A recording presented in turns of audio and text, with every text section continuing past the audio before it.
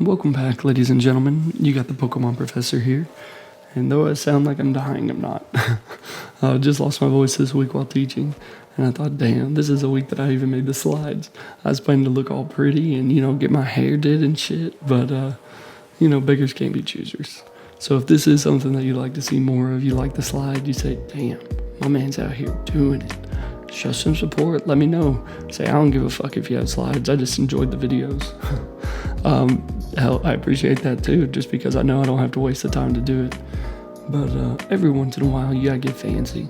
And especially this week, because we played Coach A.A. Ron and his Rome Empoleons, the commissioner of the Ubers League. He had made a comment or, shot me a message about the slides and stuff. So I had to put it out there for him and say, hey, baby girl, come on home. But Coach A.A. Ron, all jokes aside, has a pretty fucking threatening team. In fact, I think I know he's undefeated, and I think he's like second in point differential for the league. So we got a challenge, and understandably so, because he's got Clayrex-Ice, Zamazenta Crowned, Quaquaval, Tinglu, Slowking, Moltres, Pheasantipity, Terra Kilo, Terra Arboliva, Earthworm, and Terra Altaria. Going into this, I definitely see the Clayrex-Ice coming. I see the Zamazenta Crown coming. I think Quaquaval is going to come because he could be a little brazy and not bring boots on something like the Clayrex. Zamazenta doesn't want to take rocks and spikes every time it wants to switch in. Tinglu even doesn't want to keep taking hazards damage. I just see Quaquaval coming. The Tinglu, obviously I've got the Spectre here. He's going to want that as a switch in. Now he does have other mons, such as like Pheasantipity that can take hits.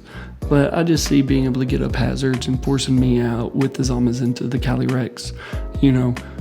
Just apply pressure, hazard stack for the Tinglu, I guess. I do see Terra Kilo coming. He is water, he is ground, he is flying, I think. Hear me roar. I think justifiably could be either the water or the ground.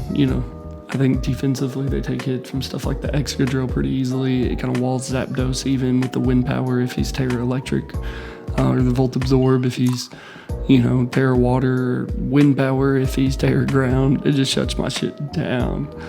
And then last one, maybe a Moltres, being able to kind of play the 50-50 mind games with something in an Excadrill. Maybe even a Slowking if he wants to bring that as like a defensive switch in. Earthworm, it takes the EQ unless I'm Mold Breaker. So yeah, man. Going into this very tough little week, very tough little opponent. I don't know if he's little, he may be 6'5", but nonetheless, we're gonna come riding in tried and true on my RIP Shea Daddy, the Spectre here.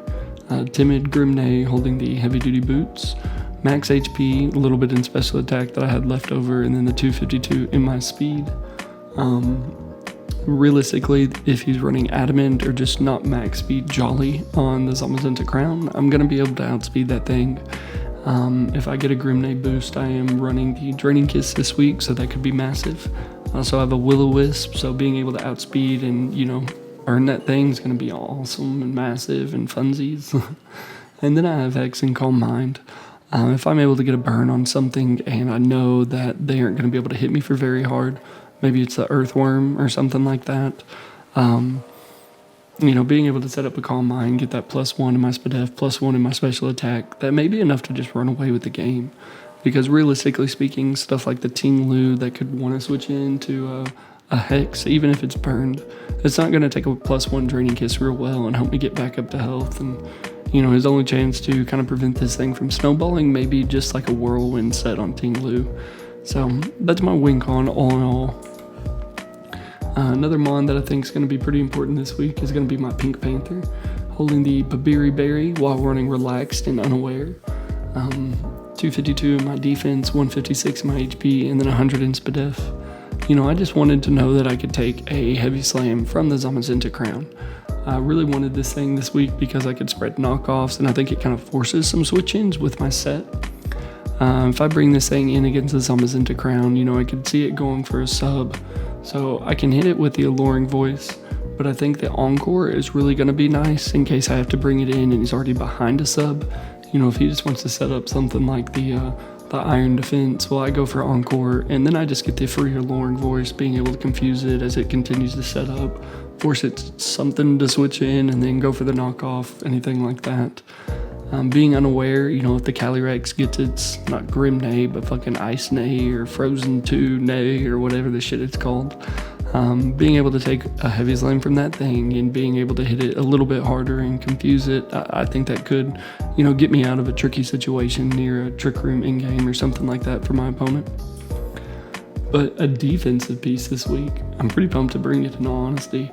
Tauros, the Ferdinand, Tauros Paldea Aqua, Cobra Berry, Adamant, and Intimidate. 152 in my HP, 252 in my attack, 4 in my speed F, and then 100 in my speed. Basically, with my move pool of Trailblaze, Raging Bull, Earthquake, and Close Combat, we kind of hit everything on his team for super effective damage. Not the Quaquaval, but at the same point, if we bring this thing in and we bring in -1, not only does that help with the Moxie sweeping or snowballing, but unless he's running Brave Bird, he really doesn't have a good chance to hit me. And not only that, I could see him being kind of bulky defensive. So if we bring him to -1 and he does pack the Brave Bird, the Trailblaze is going to be massive. At +1 speed, I outrun the Zamazenta Crowned, even if he's max. And then I hit hard. The Cobra Berry allows me to take something like an Air Slash from the Kilowattrel. And then I've got the Raging Bull if he's Terra Ground. And I've also got the Trailblaze if he's Terra Water. And we're able to two-shot both of those, no matter the spreads or whatever like that, unless he's just super bulky. But I think it's going to be offensive this week. I think in the right scenario, if I get this thing +1, could easily break, could easily be a win con in itself.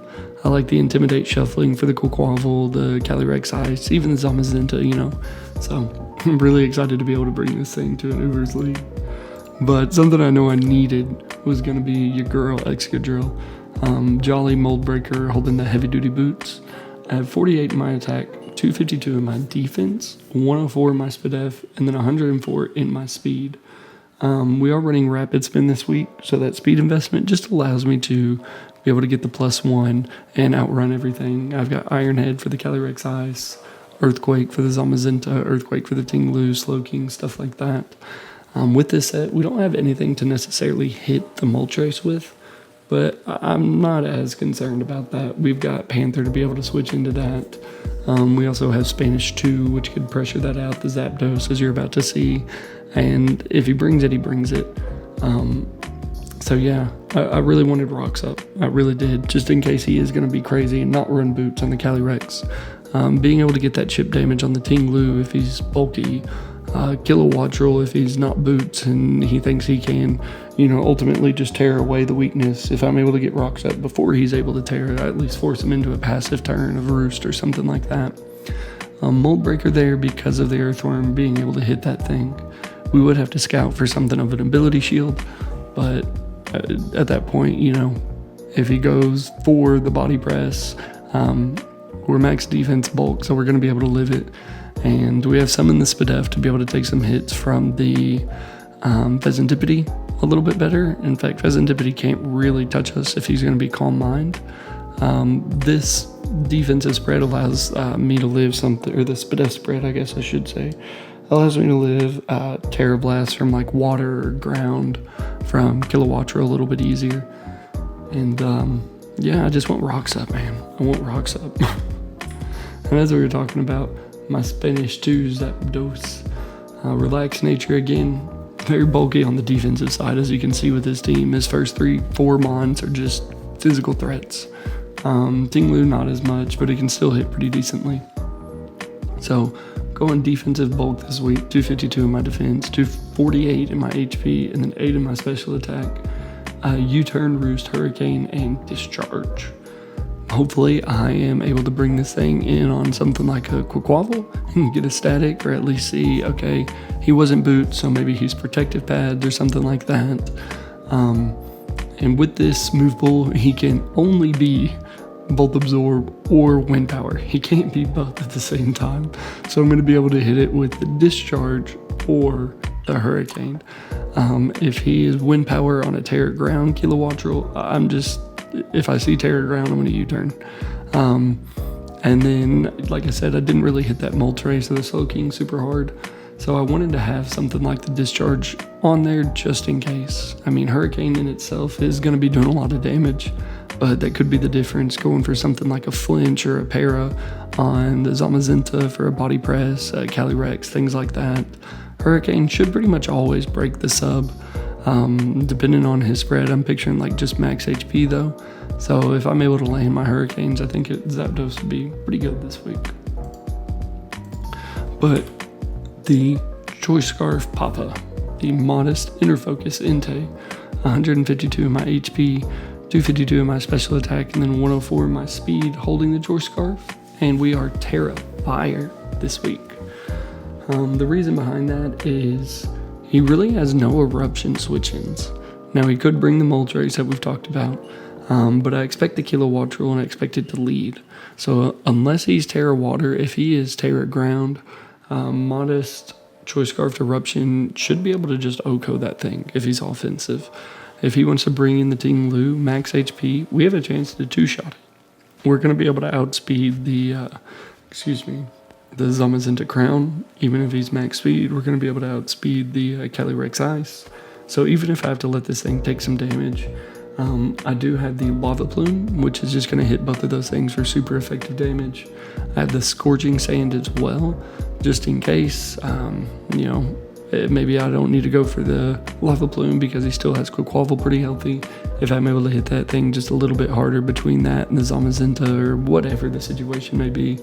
And then Shadow Ball, if I'm able to get rid of that Ting Lu, it still hits the Clayrex, it hits the Slowking for some solid damage.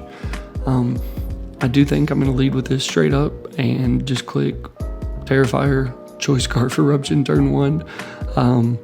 I told you the name of the game, and my win con this week is going to be my Shea Daddy.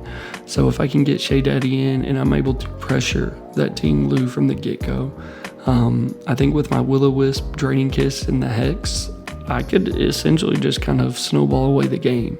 I do have to watch out for something like the Toxic Chain on the Pheasantipity and things like that, but I want to lead this thing early on, apply a lot of offensive pressure right out the gate, and essentially just say, fucking suck it, Aaron.